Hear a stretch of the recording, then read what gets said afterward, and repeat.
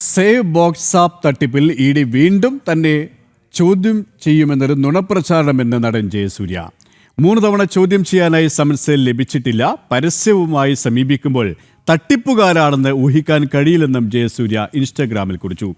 വിവരങ്ങളുമായി രേഷ്മ ബാബു ചേരുകയാണ്. രേഷ്മ, ഇഡിയുടെ സമൻസുമായി ബന്ധപ്പെട്ട് ചോദ്യം ചെയ്യലുമായി ബന്ധപ്പെട്ട് ജയസൂര്യ എന്തൊക്കെയാണ് സമൂഹമാധ്യമത്തിൽ കുറിച്ചിരിക്കുന്നത്?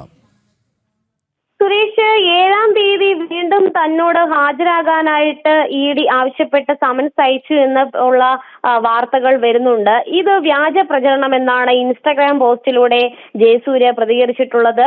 ഈ സേവ് ബോക്സ് ആപ്പ് നിക്ഷേപ തട്ടിപ്പുമായി ബന്ധപ്പെട്ട് കഴിഞ്ഞ 2 തവണ ഇഡിയുടെ സമൻസ് പ്രകാരം ഹാജരായി ചോദ്യം ചെയ്യലിന് വിധേയമായിരുന്നു. 7-ാം തീയതി വീണ്ടും ഹാജരാകാനുള്ള സമൻസ് ഇതുവരെയും ലഭിച്ചിട്ടില്ല. പക്ഷേ അത്തരത്തിലുള്ള പ്രചാരണങ്ങൾ നടക്കുന്നുണ്ട്. പരസ്യ ആവശ്യങ്ങൾക്കായിട്ട് സമീപിക്കുന്നവർ നാളെ എന്തൊക്കെ തട്ടിപ്പുകൾ ഒപ്പിക്കുമെന്ന് ഇന്ന് ആർക്കെങ്കിലും ഊഹിക്കാൻ സാധിക്കുമോ എന്നുള്ളൊരു ചോദ്യവും ഇൻസ്റ്റഗ്രാം പോസ്റ്റിലൂടെ ജയസൂര്യ പങ്കുവെക്കുന്നുണ്ട്.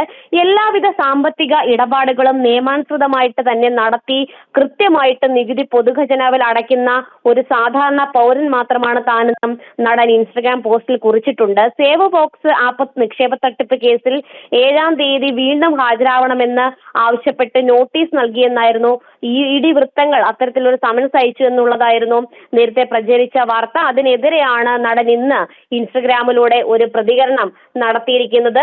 ഈ സേവ് ബോക്സ് ആപ്പിന്റെ ബ്രാൻഡ് അംബാസിഡർ ആയിരുന്നു നടൻ ജയസൂര്യ. ആ തട്ടിപ്പുമായി ബന്ധപ്പെട്ടാണ് 2 തവണ ഇഡി ജയസൂര്യയെ ചോദ്യം ചെയ്തത്. എന്തായാലും നിയമാനുസൃതമായിട്ടാണ് തന്റെ സാമ്പത്തിക ഇടപാടുകളും ക്രയവിക്രയങ്ങളും നടത്തിയിട്ടുള്ളതെന്നാണ് ഇഡിക്ക് മുന്നിലും അതോടൊപ്പം തന്നെ പൊതുമധ്യത്തിലും നടൻ ജയസൂര്യ പ്രതികരിച്ചിട്ടുള്ളത്. വരും ദിവസങ്ങളിൽ ഇതുമായി ബന്ധപ്പെട്ടുള്ള അന്വേഷണവുമായിട്ട് താൻ സഹകരിക്കുമെന്ന് കൂടി ജയസൂര്യ അറിയിച്ചിട്ടുണ്ട്. സുരേഷ്, തട്ടിപ്പിൽ ഉൾപ്പെട്ടിട്ടില്ല, പുറത്തു വരുന്നത് വ്യാജ വാർത്തകളാണ്, വ്യാജ പ്രചാരണങ്ങൾ എന്നാണ് ജയസൂര്യ ഇൻസ്റ്റഗ്രാമിൽ കുറിച്ചിരിക്കുന്നത്. കൊച്ചിയിൽ നിന്നും രേഷ്മ ബാബു ആണ് വിശദാംശങ്ങൾ നൽകിയത്.